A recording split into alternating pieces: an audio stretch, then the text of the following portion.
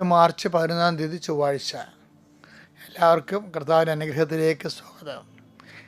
ഏറ്റവും പ്രാർത്ഥിക്കുക. അമ്മേ പരിശുദ്ധ അമ്മേ, അമ്മേ പരിശുദ്ധ ദൈവമാതാവേ, കൃപാസനത്തിലൂടെ ഞങ്ങൾക്കും ഞങ്ങളുടെ ദേശത്തിനും അമ്മ മധ്യസ്ഥം തേടി തന്ന എല്ലാ അനുഗ്രഹങ്ങൾക്കും കൃപകൾക്കും ഞങ്ങളിപ്പോൾ ഹൃദയം നിറഞ്ഞ നന്ദി പറയുന്നു.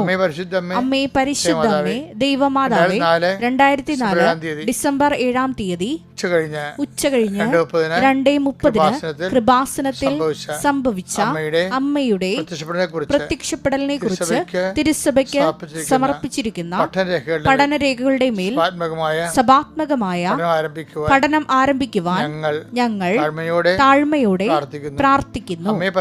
അമ്മേ പരിശുദ്ധമ്മേ, ഭൂസ്വർലോകങ്ങളുടെ രാജ്ഞിയായ അങ്ങയ്ക്ക് ഭൗമ സംരക്ഷണത്തിനായി പ്രപഞ്ച പ്രകൃതിയെ തന്നെ തിരുസഭ പ്രതിഷ്ഠിക്കുവാൻ ഈ പ്രത്യക്ഷീകരണം വഴി ഇടയാക്കണമേ.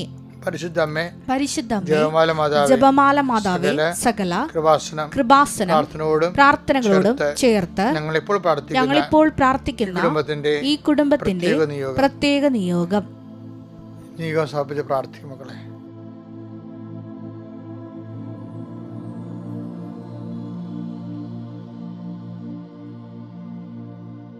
അമ്മയുടെ പ്രത്യക്ഷീകരണത്തിന്റെ ഈ അനുഗ്രഹവേളയിൽ ഞങ്ങൾക്ക് സാധിച്ചു തരുവാൻ കനിയണമേ. ആമേൻ. വിശ്വാസ പ്രമാണം. സർവശക്തനായ പിതാവും ആകാശത്തിന്റെയും ഭൂമിയുടെയും സൃഷ്ടാവുമായ ദൈവത്തിൽ ഞാൻ വിശ്വസിക്കുന്നു. അവിടുത്തെ ഏകപുത്രനും ഞങ്ങളുടെ കർത്താവുമായ ഈശോ മിശിഹായിലും ഞാൻ വിശ്വസിക്കുന്നു. ഈ പുത്രൻ പരിശുദ്ധാത്മാവിനാൽ ഗർഭസ്ഥനായി കന്യകാമറിയത്തിൽ നിന്ന് പിറന്ന് പൊന്തിയോസ് പീലാത്തോസിന്റെ കാലത്ത് പീഡകൾ സഹിച്ച് കുരിശിൽ തറയ്ക്കപ്പെട്ട് മരിച്ച് അടക്കപ്പെട്ട് പാതാളങ്ങളിൽ ഇറങ്ങി മരിച്ചവരുടെ ഇടയിൽ നിന്ന് 3-ാം നാൾ ഉയർത്ത് സ്വർഗത്തിലേക്ക് എഴുന്നള്ളി സർവശക്തിയുള്ള പിതാവായ ദൈവത്തിന്റെ വലതുഭാഗത്തിരിക്കുന്നു. അവിടെ നിന്ന് ജീവിക്കുന്നവരെയും മരിച്ചവരെയും വിധിക്കുവാൻ വരുമെന്നും ഞാൻ വിശ്വസിക്കുന്നു. പരിശുദ്ധാത്മാവിലും ഞാൻ വിശ്വസിക്കുന്നു. വിശുദ്ധ കത്തോലിക്കാ സഭയിലും പുണ്യവാന്മാരുടെ ഐക്യത്തിലും പാപങ്ങളുടെ മോചനത്തിലും ശരീരത്തിന്റെ ഉയർപ്പിലും നിത്യമായ ജീവിതത്തിലും ഞാൻ വിശ്വസിക്കുന്നു. ആമേൻ. സ്വർഗ്ഗസ്ഥനായ ഞങ്ങളുടെ പിതാവേ, അങ്ങയുടെ നാമം പൂജിതമാകണമേ. അങ്ങയുടെ രാജ്യം വരണമേ. അങ്ങയുടെ തിരുമനസ് സ്വർഗത്തിലെ പോലെ ഭൂമിയിലും ആകണമേ. അന്നു വേണ്ടുന്ന ആഹാരം ഇന്ന് ഞങ്ങൾക്ക് തരണമേ. ഞങ്ങളോട് തെറ്റ് ചെയ്യുന്നവരോട് ഞങ്ങൾ ക്ഷമിക്കുന്നത് പോലെ ഞങ്ങളുടെ തെറ്റുകൾ ഞങ്ങളോടും ക്ഷമിക്കണമേ.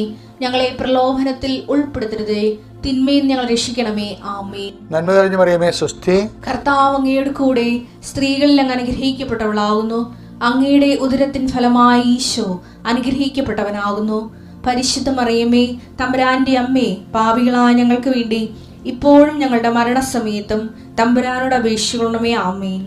കർത്താവേ, ഈ ഒരു പ്രാർത്ഥനയുടെ ആശീർവാദം വാങ്ങിച്ചുകൊണ്ട് ഇന്നത്തെ അങ്ങയുടെ മക്കളുടെ ജോലി തുടങ്ങാൻ ആരംഭിക്കുവാൻ അങ്ങ് ഞങ്ങളെ അനുഗ്രഹിക്കുന്നതിനോട് നന്ദി പറയുന്നു. കർത്താവേ, നിന്റെ വിശുദ്ധ പൗരോഹിത്യത്തെ മഹത്വപ്പെടുത്തണമേ. കർത്താവ്, ഇന്ന് ആശുപത്രിയിലേക്ക് പോകുന്നവരെ, ഇപ്പോഴ് ആശുപത്രി ചികിത്സയിലുള്ളവർ, വേദനയോട് മല്ലിടുന്നവരെ, കർത്താവിൻ്റെ പീഡാനുഭവ ശക്തിയാൽ ഞാൻ അവരെ ഈശോനാമത്തിൽ സൗഖ്യത്തിലേക്ക് വരുന്നതിനായി അവർക്ക് വേണ്ടി പ്രാർത്ഥിക്കുന്നു. കർത്താവേ, നിന്റെ വിശുദ്ധ പൗരോഹിത്യത്തെ മഹത്വപ്പെടുത്തി പ്രാർത്ഥിക്കുന്നു. കർത്താവേ, സഭയിലുള്ള സാന്നിധ്യം പ്രകടമാക്കണമേ. 39 വർഷം ഞാൻ അർപ്പിച്ച കുർബാനയുടെ യുഗതയാൽ കൃപാസ്ഥാനത്താറെ ജീവനോടെ പ്രത്യക്ഷപ്പെട്ട പരിശുദ്ധ അമ്മയുടെ മാധ്യസ്ഥത്തിൽ ഞാൻ അങ്ങയുടെ തിരുസന്നിധി സമർപ്പിച്ച് പ്രാർത്ഥിക്കുന്നു. എൻ്റെ കർത്താവ്, നിന്റെ ഉന്നതമായ നാമത്തെ സ്വസ്ഥം ചെയ്യുന്നു. പരീക്ഷ എഴുതുന്ന കുഞ്ഞുങ്ങളെ സംബന്ധിച്ച് പ്രാർത്ഥിക്കുന്നു. അവരെഴുതിപ്പോയ പരീക്ഷയെക്കുറിച്ച് ഉത്കണ്ഠപ്പെടുകയും മനസ്സ് ഭാരപ്പെടുകയും ചെയ്യുന്ന മക്കൾക്ക് ആശ്വാസവും ശക്തി നൽകണം പ്രാർത്ഥിക്കുന്നു. കർത്താവ്, റിസൾട്ടിനായി വെയിറ്റ് ചെയ്യുന്ന മക്കളുണ്ട്. പുതിയ പരീക്ഷകൾ എഴുതാൻ പോകുന്ന മക്കളുണ്ട്. അതിനുവേണ്ടി സന്ധിക്കുകയും പ്രാർത്ഥിക്കുകയും ചെയ്യുന്ന മക്കളുണ്ട്. അവരെ സന്ധിക്കുന്ന മാതാപിതാക്കന്മാരുണ്ട്. എല്ലാവരെയും കർത്താവ് ആശ്രയിക്കണമെന്ന് പ്രാർത്ഥിക്കുന്നു. തൊഴിൽ മാർഗങ്ങൾ പ്രതിസന്ധിയിലായപ്പോഴേ അങ്ങ് ഏറ്റെടുക്കണമെന്ന് പ്രാർത്ഥിക്കുന്നു. ഗർഭിണിയായ അമ്മമാർ, മക്കളില്ലാത്തവർ, വിവാഹം ഒത്തുവരാത്തവർ, അവരെല്ലാവരും അനുഗ്രഹിക്കണമെന്ന് പ്രാർത്ഥിക്കുന്നു. കർത്താവിൻ്റെ വിശുദ്ധ പൗരോഹിത്യം മഹത്വപ്പെടുത്തണമേ. ഈ പൗരോഹിത്യത്തിൻ്റെ ഇതൊക്കെയുള്ള ദൈവവിളിയെക്കുറിച്ച് ചിന്തിക്കുന്ന കാലമാണ് ഇത് ചെയ്ത്. അനേകം മക്കൾ അങ്ങയുടെ സുവിശേഷ വരെ ഏറ്റെടുത്ത് നടത്തുവാൻ വേണ്ടി ദൈവവിളിക്കായി പ്രാർത്ഥിക്കുന്നവരെ അങ്ങ് സ്ഥിരീകരിക്കണമെന്ന് പ്രാർത്ഥിക്കുന്നു. എൻ്റെ കർത്താവിന് ഉന്നതമായ നാമത്തിൽ സഭയുടെ അധികാരത്തെ കുരിശിൻ്റെ അടയാളത്തിൽ ദൈവത്തിന് ശക്തിയ സാമ്പത്തിക ബാധ്യതകൾ, ജപ്തി നടപടികൾ, അതിന് പരിഹാരമുള്ള മാർഗ്ഗങ്ങൾ അന്വേഷിക്കുന്നതിൻ്റെ മേൽ കർത്താവെ നിന്റെ കരുണ പ്രാർത്ഥിക്കുന്നു. എൻ്റെ കർത്താവിന് ഉന്നതമായ നാമത്തെ കുടുംബകലഹങ്ങൾ മാറിപ്പോകട്ടെ. എൻ്റെ കർത്താവിന് ഉന്നതമായ നാമത്തിൽ പോലീസ് കേസുകളും കോടതി കേസുകളും കർത്താവിൻ്റെ നാമത്തിൽ നീതിപൂർവ്വം വിധിക്കപ്പെടുകയും സമാധാനം അന്വേഷിക്കുന്നവർക്ക് അതിലൂടെ സമാധാനം സംലഭ്യമാക്കുകയും ചെയ്യട്ടെ. എൻ്റെ കർത്താവിന് ഉന്നതമായ നാമം നിങ്ങളെ ആസ്വദിക്കുന്നു. സഭയുടെ അധികാരത്തെ ആസ്വദിക്കുന്നു. കുരിശിൻ്റെ അടയാളത്തെ ആശീർവദിക്കുന്നു. ഇന്നത്തെ ദിവസം മുഴുവനും അനുഗ്രഹിക്കാമാകാൻ വേണ്ടി പരിശുദ്ധ ദൈവമാത അനയിപ്പിക്കുന്നു. ചില സമയത്ത് ജീവിതം സെൽഫ് എടുക്കാത്ത സമയമുണ്ട്. നമ്മൾ വണ്ടിയൊക്കെ വഴി കിടക്കത്തില്ലേ? അപ്പോൾ നമ്മളിങ്ങനെ താക്കോലെടുത്ത് എന്തുമാത്രം തിരിച്ചാലും എൻജിൻ ഓണാകത്തില്ല. അപ്പോൾ നമ്മളോട് പറയണ വണ്ടി സെൽഫ് എടുക്കണില്ലെന്നാണ് പറയണത്. അതുപോലെ ജീവിതം സെൽഫ് എടുക്കാത്ത സമയമുണ്ട്. കഴിഞ്ഞ ദിവസങ്ങളിൽ ഞാനൊരു സാക്ഷ്യം കേട്ട് അനിത ടോമിയുടെ. ഇന്ന് അത് വിശദീകരിച്ച് ഇന്നത്തെ ഉടമ്പടി ധ്യാനത്തിലുണ്ടാവും. അത് അനിത ടോമി ഒരു ക്യാൻസർ പേഷ്യൻ്റാണ്. വീട്ടിലുണ്ടാകുന്ന കുറേ കലഹങ്ങളും അവർക്കെതിരെ ഉണ്ടായിട്ടുള്ള സങ്കടകരമായ പല അനുഭവങ്ങളും ഒക്കെ അവർ തളർത്തിക്കളയും. അവസാനം അവർ ട്രീറ്റ്മെൻറ്റിന് പോയ സ്ഥലത്തു നിന്ന് അവരെ ഒരു കൗൺസിലിങ്ങിലായിട്ട് അവർ ഗൈഡ് ചെയ്യും.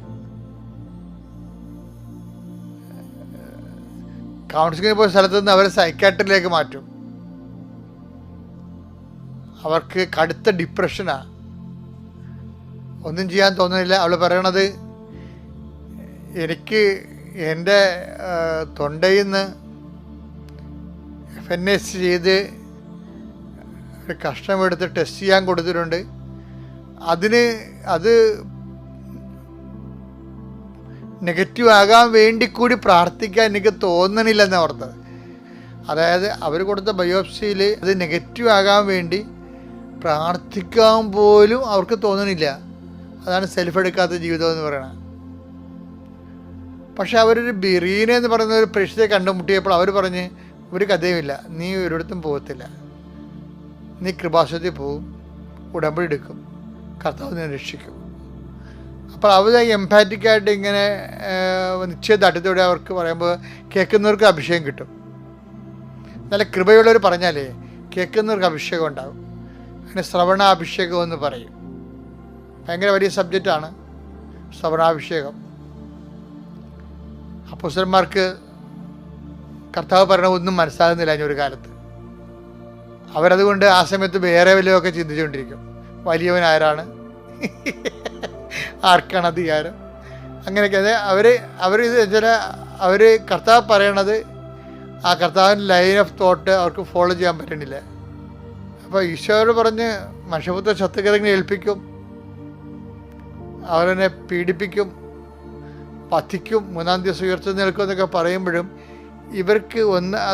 ഇവർക്കത് കേൾക്കാൻ പറ്റണില്ല, ഇവർക്കത് ഉൾക്കൊള്ളാൻ പറ്റണില്ല. അവർ റിജക്റ്റഡ് ആവും, റിജക്റ്റ് ചെയ്യും അത്. അപ്പോൾ ഈശോ അപ്പായോട് പറയും, അപ്പ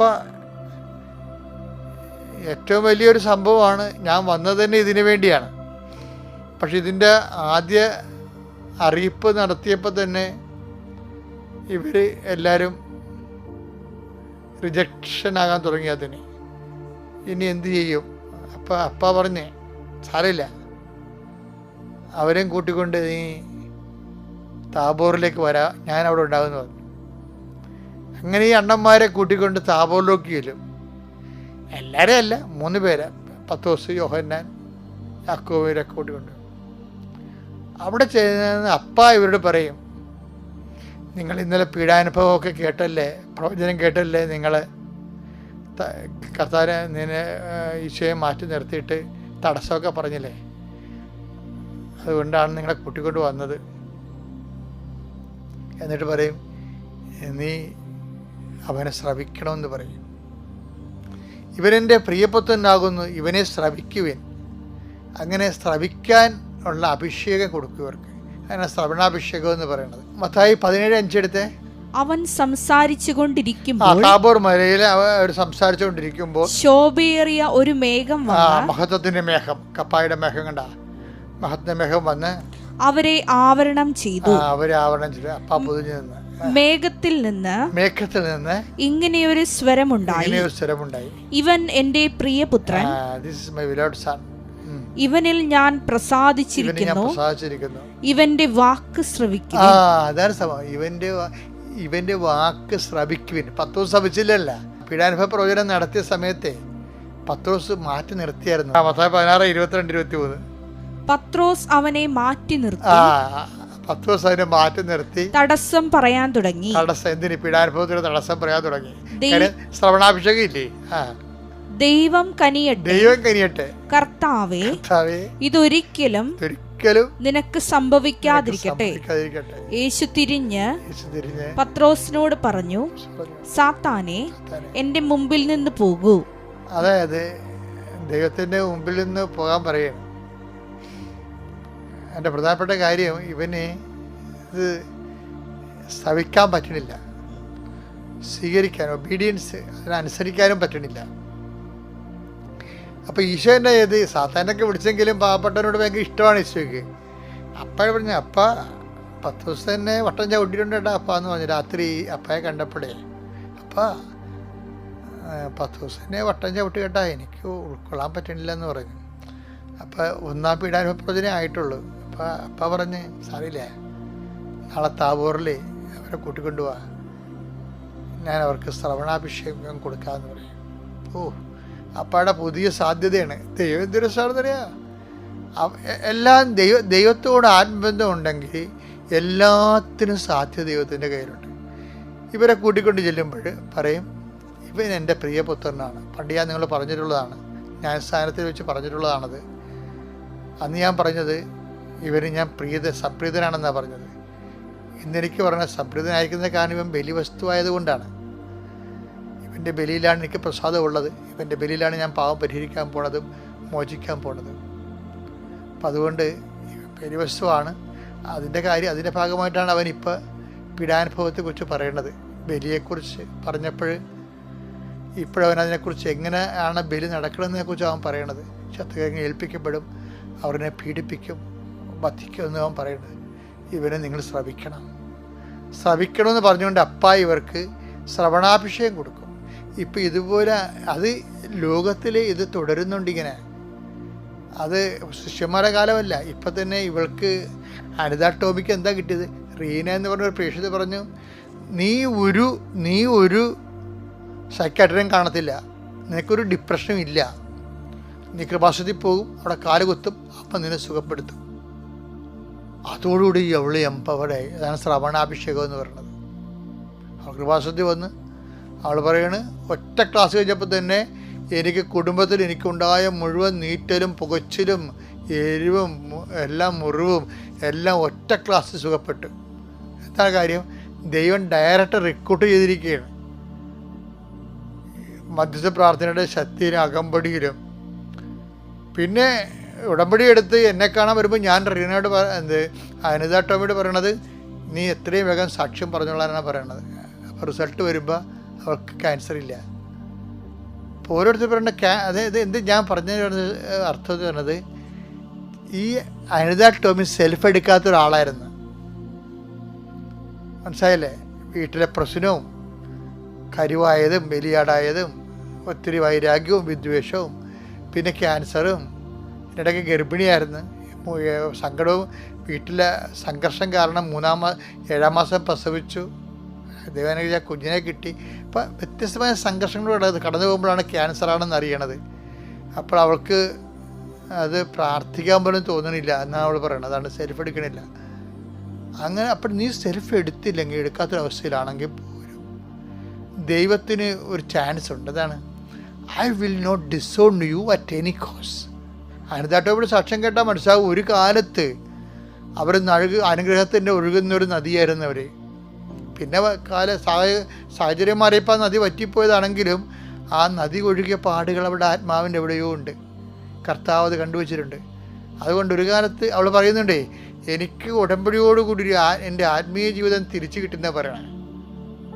എന്നുവെച്ചാൽ പണ്ടൊക്കെ ഉണ്ടായിരുന്നതാണ് ശരിക്കും ആത്മാർത്ഥമായിട്ട്. അങ്ങനെ വന്നപ്പോൾ കർത്താവ് ആ വിഷയം ഏറ്റെടുത്ത്. 1 പത്രോസ് 5:6 ദൈവത്തിന്റെ ശക്തമായ കരത്തിന്റെ കീഴിൽ നിങ്ങൾ താഴ്മയോടെ നിൽക്കുവിൻ. അവിടുന്ന് നിന്നാ മാത്രം പോരാ, എളിമയോടെ നിൽക്കണം. അവിടുന്ന് തക്ക സമയത്ത് നിങ്ങളെ ഉയർത്തും. അപ്പൊ അവിടുത്തെ ഒരു സമയമുണ്ട്. അതിനുവേണ്ടി നമ്മൾ എളിമയോടെ നിൽക്കണം. അവരങ്ങനെ എന്നോട് ചെയ്തു, ഇവർ ഇങ്ങനെ ചെയ്തു, അവരങ്ങനെ ചെയ്തു, അവർക്ക് പാഠം പഠിപ്പിക്കാം. അങ്ങനെ എപ്പോഴും വൈരാഗ്യ ബുദ്ധിയോട് നിൽക്കരുത്. ദൈവത്തിൻ്റെ തിരുസന്നിധി വൈരാഗ്യ ബുദ്ധി എന്നൊരു കാര്യമില്ല. താഴ്മയോടെ നിൽക്കണം. അവിടുന്ന് തക്ക സമയത്ത് നമ്മൾ താങ്ങിക്കൊള്ളും. ദൈവം ഒരു സമയം വെച്ചിട്ടുണ്ട്. ആ സമയം വരെ പിടിച്ചു നിൽക്കണം. Praise the Lord.